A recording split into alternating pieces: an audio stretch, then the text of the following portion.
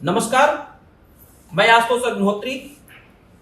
उत्तर प्रदेश में विधानसभा चुनाव की तैयारी पूरी तरीके से हो चुकी है। कल अर्थात 14 जनवरी से गाजियाबाद में प्रथम चरण के लिए नामांकन शुरू होने जा रहे हैं। जैसा कि हम सभी जानते हैं, उत्तर प्रदेश में प्रथम चरण के चुनाव 10 फरवरी को होंगे। गाजियाबाद में गाजियाबाद शहर, साहिबाबाद, मोदीनगर, मुरादनगर और लोनी, इन 5 सभी सीटों पर भारतीय जनता पार्टी का कब्जा है। जैसा आज पहले दिन सपा और रालोद के गठबंधन ने 3 प्रत्याशियों की घोषणा कर दी है। कांग्रेस अपने 2 प्रत्याशियों की घोषणा यहां से कर चुकी है, लेकिन सत्ता में बैठी हुई भारतीय जनता पार्टी ने अभी तक अपने पत्ते नहीं खोले हैं। आखिर क्यों हो रही है भारतीय जनता पार्टी के प्रत्याशियों के घोषणा में देरी, और क्या है इसके पीछे की वजह? समाजवादी पार्टी ने अब तक मुरादनगर और शहर में अपने प्रत्याशियों की घोषणा क्यों नहीं की है? आज हम इन मुद्दों पर चर्चा करेंगे। हमारे साथ में बैठे हुए हैं अभिषेक सिंह जी, जो समाजवादी पार्टी को गाजियाबाद में कवर करते हैं, और दूसरी ओर हमारे साथ में बैठे हुए हैं आयुष गंगवार, जो दैनिक जागरण के रिपोर्टर हैं और गाजियाबाद में भारतीय जनता पार्टी की बीट पर काम कर रहे हैं। सबसे पहले हम अभिषेक सिंह से पूछना चाहते हैं। अभिषेक सिंह जी, आज अभी समाजवादी पार्टी की एक लिस्ट आई है और उस लिस्ट में उन्होंने 3 प्रत्याशियों की घोषणा कर दी है। लोनी में उन्होंने मदन भैया को रालोद के कोटे से टिकट दी है।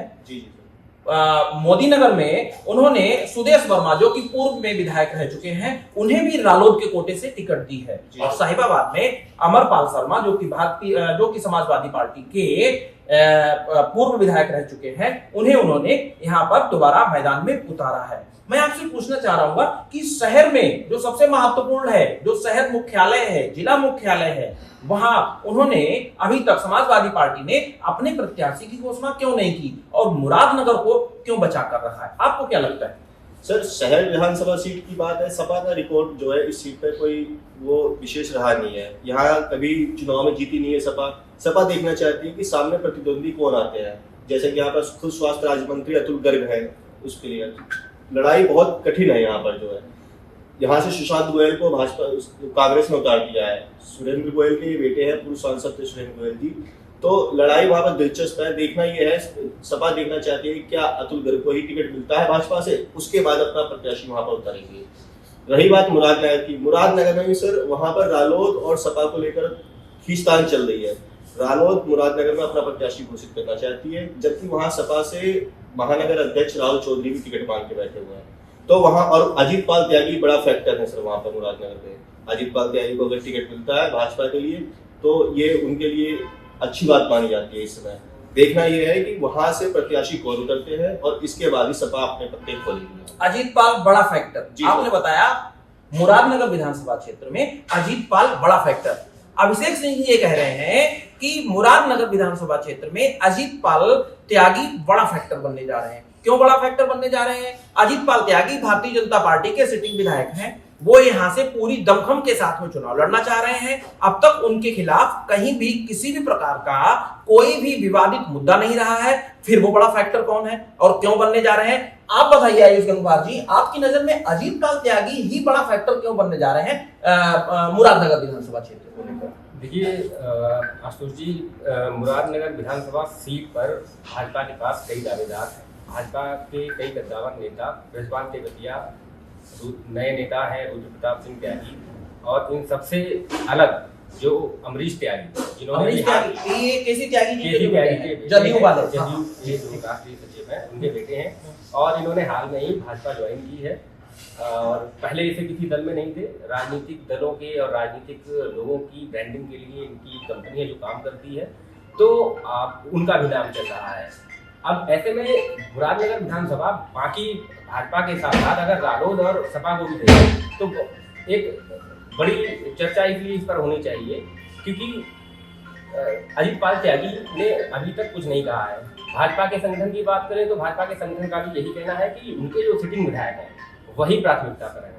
मगर जो दावेदार हैं, दावेदार भी कहीं ना कहीं अपनी पहुंच और अपनी कोशिश में जुटे हुए हैं। तो सीटों का जो ताना बाना है उसमें मुरादनगर इसीलिए है कि यहाँ से अगर अजीत पाल त्यागी का टिकट भाजपा फाइनल करती है, तो वो है सपा के राहुल चौधरी के लिए बड़ी ही महत्वपूर्ण होगी, क्योंकि फिर रालोद जो है नीचे आ जाएगी और समाजवादी पार्टी ऊपर आ जाएगी, जातिगत आंकड़े आ जाएंगे। चर्चाएं हैं, लेकिन अभी तक अजीत पाल त्यागी ने इस पर कोई टिप्पणी नहीं की है और उन्होंने इससे साफ इनकार भी किया। लेकिन चर्चाएं हैं कि अगर अजीत पाल त्यागी को टिकट नहीं मिलता है तो वो रालोद से प्रत्याशी हो सकते हैं, रालोद से भी प्रत्याशी हो सकते हैं अजीत पाल त्यागी जी। ये आप कह रहे हैं ना, ये आप कह रहे हैं। मुझे भी ये लग रहा है कि रालोद और समाजवादी पार्टी का गठबंधन मुरादनगर में भाजपा की रणनीति को बहुत गंभीरता के साथ में देख रहा है। उनको लगता है कि जदयू ने यहाँ पर टांग अड़ा दी है कि हमें सीट चाहिए। अब अगर भारतीय जनता पार्टी अजीत पाल त्यागी को ही दोबारा मैदान में लाती है तब समाजवादी पार्टी अपने पत्ते खोलेगी जातिगत आंकड़ों को लेकर के। और अगर यहाँ पर 1% भी कहीं कोई बदलाव होता है, ठीक है, तो भाजपा की गतिविधियों पर समाजवादी पार्टी पूरी तरह से नजर रखे हुए है। और इस तरह से नजर रखे हुए है कि जब तक भाजपा शहर में अपनी दोनों सीटों पर पत्ते नहीं खोलेगी तब तक समाजवादी पार्टी भी अपने यहां से प्रत्याशी नहीं उतारेगी। ये कहना है फिलहाल हमारे रिपोर्टर जो बोल रहे हैं आयुष गंगवार जी का। तो निश्चित रूप से इन दोनों साथियों के साथ में जो अभी चर्चा हुई उस चर्चा में निकल करके यही आया कि गाजियाबाद में विधानसभा चुनाव में पूरी तरह से समाजवादी पार्टी और भाजपा के बीच में सहे और मात का गेम चल रहा है। दोनों पार्टियां अपनी अपनी रणनीति बनाने में जुटी हुई हैं। 3 सीटों पर जहां पर समाजवादी पार्टी ने और कांग्रेस ने अपने अपने प्रत्याशी घोषित कर दिए हैं, निश्चित रूप से भाजपा की सबसे पहले जो सूची आएगी उनमें इन 3 सीटों पर तो प्रत्याशी तय हो ही जाएंगे, लेकिन अगली जो 2 सीटें हैं उनमें पहले अपना प्रत्याशी कौन घोषित करता है ये देखेंगे हम 1-2 दिन में। और हम आपके साथ में लगातार चुनाव तक इस प्रकार की चर्चा करते रहेंगे। हम आपको बताते रहेंगे गाजियाबाद की गतिविधियों के बारे में, गाजियाबाद की राजनीतिक गतिविधियों के बारे में, गाजियाबाद में चुनाव को लेकर क्या चल रहा है उसके बारे में। आप जुड़े रहिए दैनिक जागरण के साथ, हमें देखते रहिए, हमें सुनते रहिए। धन्यवाद।